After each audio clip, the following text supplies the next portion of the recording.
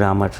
English grammar में sentence है राम घर जाता है, दूसरा सेंटेंस है लड़के लिखते हैं। तो राम घर जाता है को क्या कहेंगे, राम गोज होम या राम गो होम।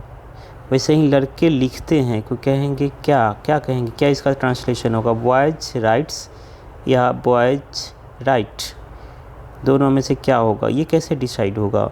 तो इसको हम चलिए देखते हैं आगे।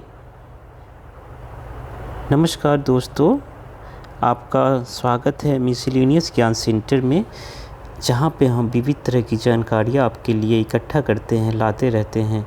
तो इसी कड़ी में हम आज आपके लिए लाए हैं subject verb agreement English grammar का बहुत ही कॉमन सा नियम है ये, है ना। तो अभी हम आपने देखा कि दो वाक्य को ट्रांसलेशन करना था और उसमें से दोनों में से क्या होगा ये पता करना है। तो ये कैसे डिसाइड होता है, उसके पहले हम आपको ये एक नोट बताना चाह रहे हैं कि वर्ब जो होता है, वर्ब जो होता है अपने मूल रूप में प्लुरल फॉर्म में होता है। जैसे ये आप देखिए, वर्ब अपने मूल रूप में प्लुरल फॉर्म में होता है, उसमें सिंगुलर बनाने के लिए उसको हमको एस या एस को जोड़ना पड़ता है, ऐड करना पड़ता है। जैसे बॉय, ये है राइट है, पहला राइट जो है ये प्लुरल है, और क्राई भी प्लुरल है, जो अपने मूल रूप में होता है वो प्लुरल होता है।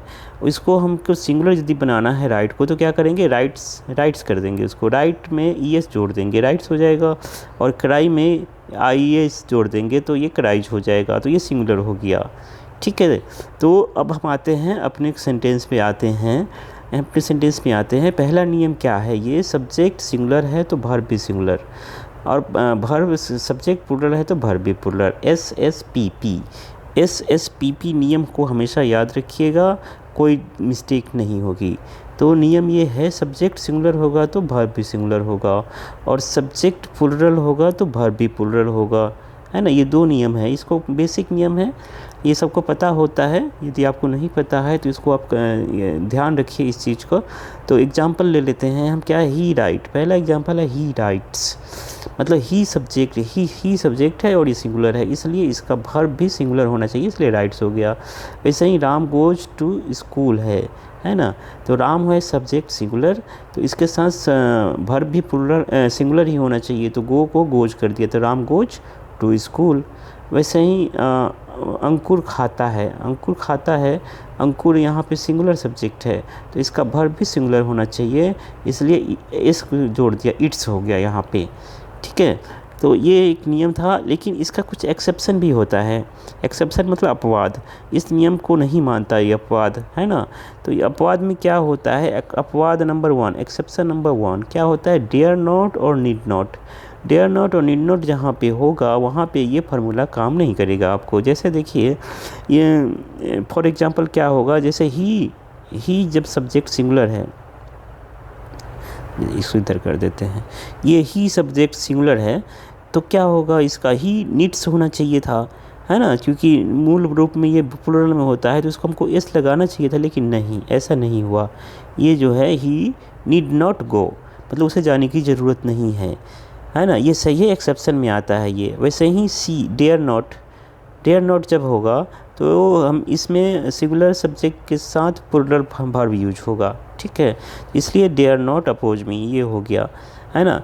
नोट में क्या है, जब इनके साथ नोट नहीं लगा रहता, अर्थात या अफर्मेटिव में रहते हैं, तब ये सामान्य नियम के अनुसार रेगुलेट होते हैं, है ना। अर्थात सिंगुलर सब्जेक्ट के साथ सिंगुलर और प्लुरल सब्जेक्ट के साथ प्लुरल वर्ब होता है यूज।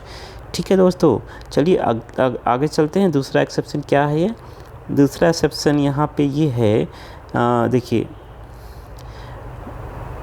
दूसरा एक्सेप्शन में आप देख सकते हैं यहाँ पे एक्सेप्शन नंबर 2, सब्जेक्टिव मूड क्या होता है, सब्जेक्टिव मूड में रहने पे अर्थात कोरी कल्पना या असंभव बात, जो संभव भी नहीं है उस चीज़ को कहना, इसको कहते हैं सब्जेक्टिव मूड। जैसे विश, कंडीशन,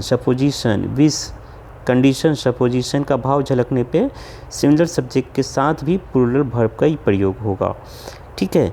जैसे फॉर एग्जांपल ले लेते हैं, I wish I were a king, I के साथ वेयर नहीं लगता है, लेकिन यहाँ पे लगा, क्यों लगा, क्योंकि ये यहाँ पे एक कोरी कल्पना है, I wish I were a king, मतलब यदि मैं राजा होता, राजा है तो नहीं, राजा होता, इसलिए यहाँ पे वेयर का प्रयोग हुआ है। दूसरा वाक्य में देख लीजिए आप, if I were you you would do it, I would do it.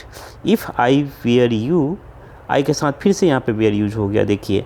तो इसका कहने का मतलब क्या है, इफ़ आई वेयर यू मतलब मैं तुम्हारी जगह होता, जो कि कभी नहीं हो सकता। इफ़ आई वेयर यू, यदि मैं तुम होता तो मैं ये कर लेता, मैं इसको कर लेता, लेकिन ये चीज़ें हो नहीं सकती, कोरी कल्पना है, इसलिए यहाँ पे ये नियम का प्रयोग मतलब नहीं हो पाया, ये है ना, एक्सेप्शन है ये। जैसे एक तीसरा सेंटेंस ये भी देख लीजिए आप, he commanded as if he were, he were, he के साथ हमेशा वाज लगता है सिंगुलर के साथ सिंगुलर, लेकिन यहाँ पे वेयर का यूज हुआ, क्यों, यहाँ पे क्या हो रहा है, he commanded as if he were my master. He commanded मतलब उसने मुझे ऐसे कमांड किया जैसे वो मेरा मास्टर हो। तो ये चीज़ें यहाँ पे एक्सेप्शन में आती है, ठीक है। अगला एक्सेप्शन हम देख लेते हैं, एक्सेप्शन नंबर 3। एक्सेप्शन नंबर 3 में क्या है, ये exception number 3, subjective mood off for wish. Wish जो है, विश सब्जेक्ट, विश जब होगा तो मतलब कोई इच्छा हो तो उसमें भी ये नियम काम नहीं करता है। जैसे आशीष इच्छा अभिलाषा को व्यक्त करने के लिए भी सिंगुलर सब्जेक्ट के साथ प्लूरल वर्ब का प्रयोग होता है, इसे सब्जेक्टिव मूड कहा जाता है। ब्लेस, लाइव, सेव, हेल्प, ये 4 वर्ब याद रखिए आप। ब्लेस, लाइव, सेव और हेल्प का ही प्रयोग होता है, इसके अलावा कोई और वर्ब नहीं। ब्लेस याद रखिए, ब्लेस, लाइव, सेव और हेल्प। फॉर एग्जाम्पल के लिए समझिए आप, God save the king, God save the king, Lord bless you and long live our friendship, है ना। तो ये सारे एक्सेप्शन केस थे जो कि सब सजे सब्जेक्ट वर्ब एग्रीमेंट के एक्सेप्शन थे, है ना। वीडियो यदि अच्छा लगा तो इसको लाइक कर दीजिएगा, दोस्तों के साथ शेयर कर दीजिए जिससे कि वो भी लाभान्वित हो सके, तथा चैनल को अभी तक यदि आपने सब्सक्राइब नहीं किया है तो चैनल को सब्सक्राइब कर लीजिएगा, तथा बेल आइकन हिट करके उसका प्रेस कर दीजिए ऑल का बटन, जिससे कि आने वाले वीडियो का नोटिफिकेशन आपको तुरंत प्राप्त हो जाए। चलिए मिलेंगे अगले वीडियो में, तब तक के लिए नमस्कार, शब्बा खैर, जय हिंद।